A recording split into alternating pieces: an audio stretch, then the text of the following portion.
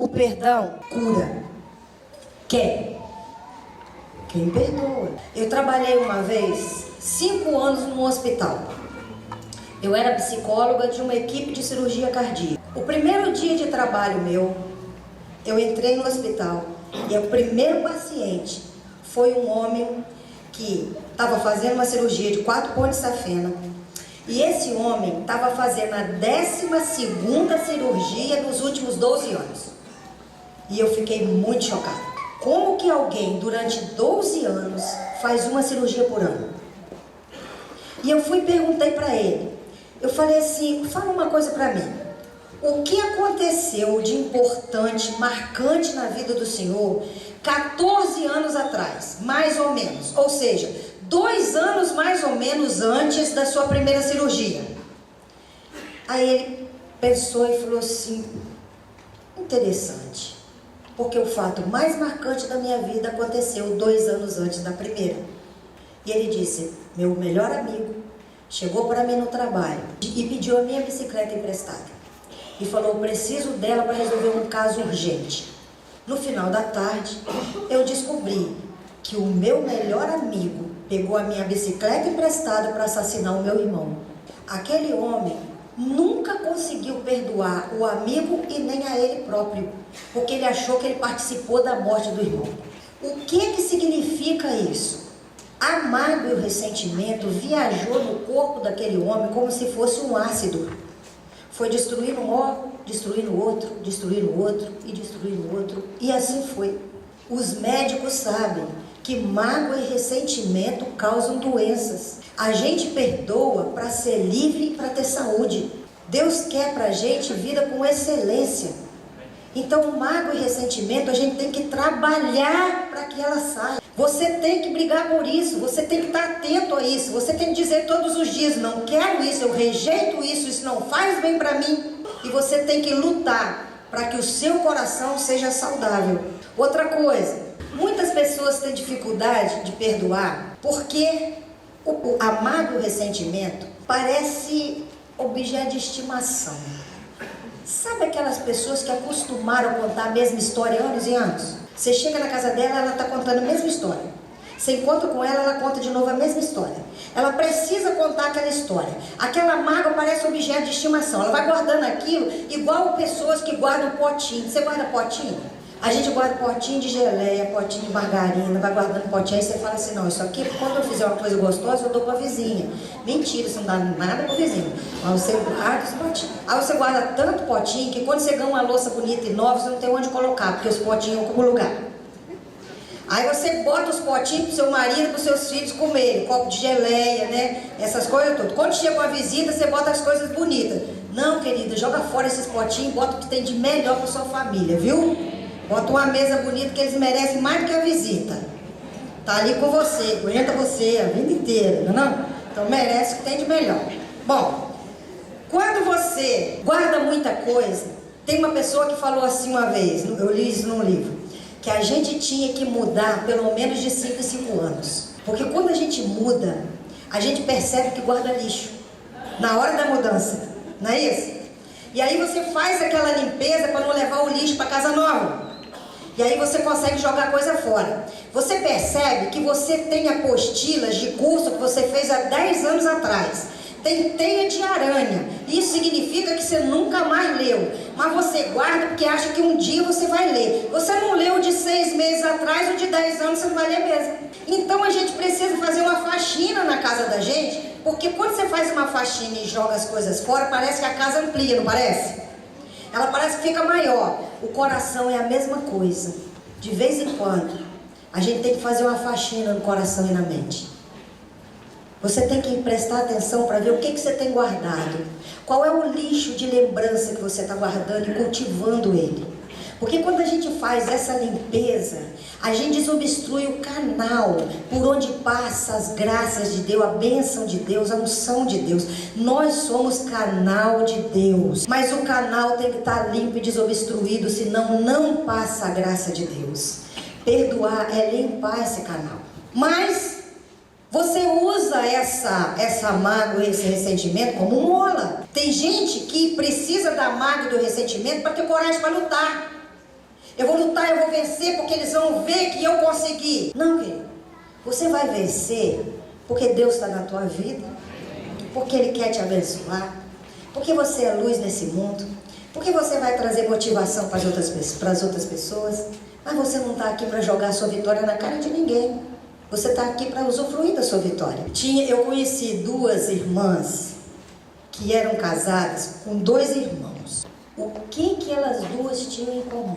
A sogra, certo? Eu não quero falar mal de sogra, porque se tudo der certo na minha vida, eu vou ser sogra. E você também, certo? Então, não vamos falar mal de sogra. Eu só vou contar uma história para você de uma sogra. Mas essas duas ligavam todos os dias uma para a outra e falavam: sabe o que a Jararaca falou ontem? Sabe o que a Megera fez? Elas ficavam cultivando esse ódio pela sogra, porque a sogra dela não era fácil mesmo. Mas muitas pessoas têm história ruim de sogra. Meu irmão, ele ama a sogra dele, mas ele fala que ele vai enterrar ela de cabeça para baixo. Porque se ela por acaso acordar e descobrir que está morta, ela vai cavar para sair e vai afundar mais. Mas tem uma história interessante de sogra que está ligada a perdão. Um marido aprontou muito com a esposa e ela determinou: isso eu não perdoo, não vou te perdoar. Ele fez tudo o que ele podia para ter o perdão da esposa e não conseguiu. Aí um dia ele ficou pensando e um dia ele descobriu que tinha uma coisa que ele podia fazer que ia mexer com o coração dela. Ela tinha vontade de pisar nos lugares que Jesus pisou. Ela queria ir para Israel. Ela queria fazer uma excursão a Israel. Ela era crente e ele não. Ela achava que se ele fosse, ele ia ficar comovido e ia se converter. A mãe dela também tinha esse sonho. Ele foi, de surpresa, comprou um pacote de viagem para Israel, para a esposa, para ele e para a sogra. E falou com a mulher assim: nós vamos todos para Israel. A mulher ficou tão impactada e tão feliz que ele ficou com crédito para perdão no futuro. Os três foram para Israel. Só que lá, a emoção foi tão grande, a sogra dele já tinha infartado antes. A emoção foi tão grande, impactou tanto o coração daquela mulher que ela infartou de novo e morreu. O cara pensou assim: o dinheiro bem gasto esse. Podia ter feito esse investimento há mais tempo. Aí a autoridade lá chamou ele num cantinho e falou assim: vem cá, o que você vai fazer com a sogra? Vai levar para o Brasil para enterrar? $20.000. Aqui você paga só 2. Ele falou: eu pago quanto for preciso, mas minha sogra vai comigo. A mulher ficou emocionada demais. Amor, não sabia que você amava tanto a minha mãe. Aí o cara chegou, chamou ele lá num canto e falou assim: nossa, no Brasil sogra é valiosa, hein? Você vai gastar 20 mil para a mulher? A mulher já morreu, meu irmão. Ele falou: fica quieto, rapaz. Eu andei por aqui e descobri que 2 ressuscitaram nessa terra. 20 mil é só a garantia. Então, perdão, mágoa não é para ser mola. Perdão é de graça. Você não perdoa e cobra a mudança do outro, porque você perdoa por você e não pela pessoa. Você decidiu perdoar por você e não pelo outro, então você não tem que cobrar. Eu te perdoei, agora você tem que mudar. Não, querido, a mudança do outro é com o outro. Você já mudou quando você perdoou, você cuidou de você. Amém? Então, a gente não cobra o perdão e nem exige que a pessoa seja diferente. Uma coisa que dificulta às vezes as pessoas perdoarem é que ela acha assim: se eu perdoar, a pessoa vai ter que mudar, porque eu vou ter que me relacionar com ela de novo. Você perdoa o seu marido, a sua esposa, um amigo, os seus pais, os seus filhos, o relacionamento tem que seguir. Mas tem pessoas que perdoam e não tem que reatar um relacionamento. Tem gente que tem que perdoar alguém que já morreu. Tem pessoas que tem mulheres que tem que perdoar o ex-marido que já está casada com outra família que mora longe. Você não tem que ter relacionamento de novo com ele. Tem pessoas que tem que perdoar o bandido que assassinou o filho dela. Você não tem que ter relacionamento com ele. Entende, gente? Às vezes a pessoa acha que se você perdoa, você tem que ter uma amizade com aquela pessoa. Não, você perdoou para livrar o seu coração de um peso. Você recuperou a sua liberdade. Amém, gente? Se você está perdoando as pessoas que convivem com você, que são seus amigos, isso é uma coisa. Agora, nem todo mundo precisa reatar um relacionamento.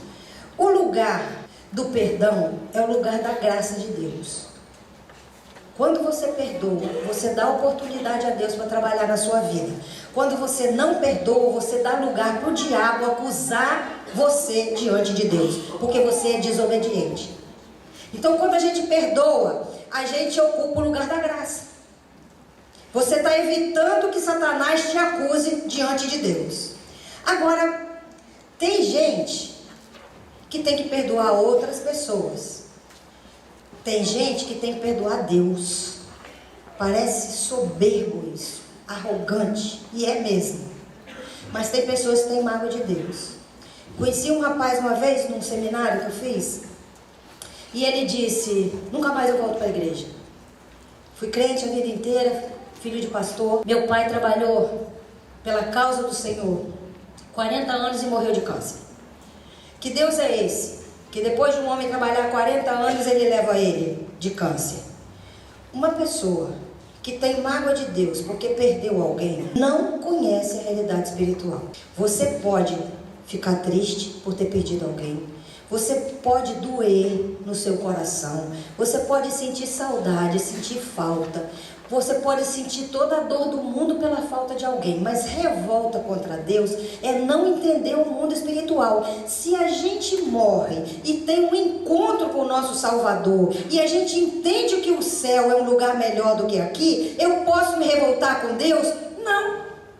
Eu sofri, mas aquela pessoa ganhou. Se eu entendo que estar com Deus é melhor do que estar aqui, eu não posso ter revolta com Deus por causa da morte. E outra coisa, Deus não prometeu eternidade aqui, Ele prometeu eternidade lá. Amém? Então a morte é uma coisa natural. A gente enxerga as coisas por ângulo diferente.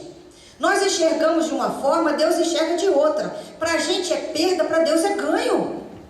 Então a gente precisa cuidar da nossa saudade, da nossa dor, mas liberar essa revolta, porque Deus sempre é bom, sempre. Nós não entendemos porque a nossa visão é limitada. A gente olha de baixo, Deus olha de cima. Vamos imaginar uma cena.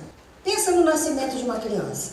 Pensa num bebê, depois de 9 meses na barriga da mãe, quietinho, só ouvindo ali o barulho do coração, se movimentando ali na água na barriga da mãe.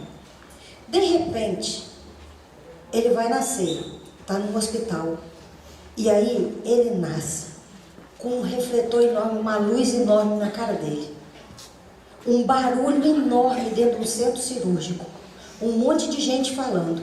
O médico pega esse bebê pelo pezinho, levanta ele, dá um tapa no bumbum dele para ver se ele chora, para liberar o pulmão. Se tiver secreção no nariz, enfia um negócio gelado ali dentro. Se tiver secreção na garganta, enfia um tubo gelado ali dentro da garganta para aspirar. E aí esse neném olha essa violência toda em volta, e aí ele olha o pai dele fotografando e filmando. O homem feliz, emocionado com aquilo tudo, e não faz nada para defender ele. O que ele deve imaginar? Esse cara que vai cuidar de mim? Eu quero voltar. O cara não me defende. Mas esse homem que está filmando, que é o pai dele, sabe que se aquele procedimento não for feito, o filho dele não vive. Então a visão é diferente. A gente tem que aceitar que mesmo que a gente não entenda, Deus é bom. Mesmo que a gente não compreenda, que a gente sinta uma dor enorme, Deus sabe o que faz. A gente precisa aceitar isso. Nossa visão é limitada, a gente é pequeno demais. Deus é maior, Ele sabe sempre. Eu não entendo, mas aceito. Amém, gente? Amém. Então revolta com Deus não existe, não pode existir na vida da gente. É arrogância da nossa parte, é prepotência da nossa parte. A gente tem que aceitar que Deus é bom o tempo todo. Então mágoa com Deus não adianta. A gente não entende a morte. Mas uma vez tinha um médico, um oncologista, pediatra, que ele tratava de uma menininha que estava há muitos anos no hospital, lutando contra uma leucemia. Essa menininha era muito alegre. Nunca o médico encontrava ela triste. Um dia ele chegou e ela estava pensativa. E aí ele falou assim: querida, eu nunca te vi desse jeito. O que está vendo com você? Você está triste? Ela falou: eu não, minha mãe. E eu estou preocupada com ela. Ela está triste porque ela sabe que está chegando o dia da minha morte. Ela já está sentindo a minha falta. Ela sai para tomar café, mas ela vai chorar no banheiro, porque ela sabe que está chegando o dia de eu ir embora. E o médico perguntou para ela: e você, não está triste por causa da sua morte? Aí ela falou assim: por que eu haveria de estar? Aí o médico sentou e falou assim: então faz um favor para mim. Eu trabalho com a morte há muitos anos, eu nunca compreendi. Ensina para mim o que é a morte. Aí ela falou: tio, o senhor é adulto, eu vou ensinar para o senhor devia saber. Aí ele falou assim: mas eu não sei, explica você para mim. Eu vou explicar para o senhor, vê se o senhor entende. É fácil. Olha, quando eu vivia na casa da minha mãe, que eu morava junto com eles, eu tinha muito medo de dormir sozinha no meu quarto. Aí eu deitava na cama do meu pai. De madrugada, meu pai me pegava e me botava na minha cama. Eu dormia na cama dele e acordava na minha. Morrer é só isso. Eu vou dormir aqui e vou acordar na cama do papai do céu. E aí Deus explica pra gente que para entrar no céu precisa ser como criança.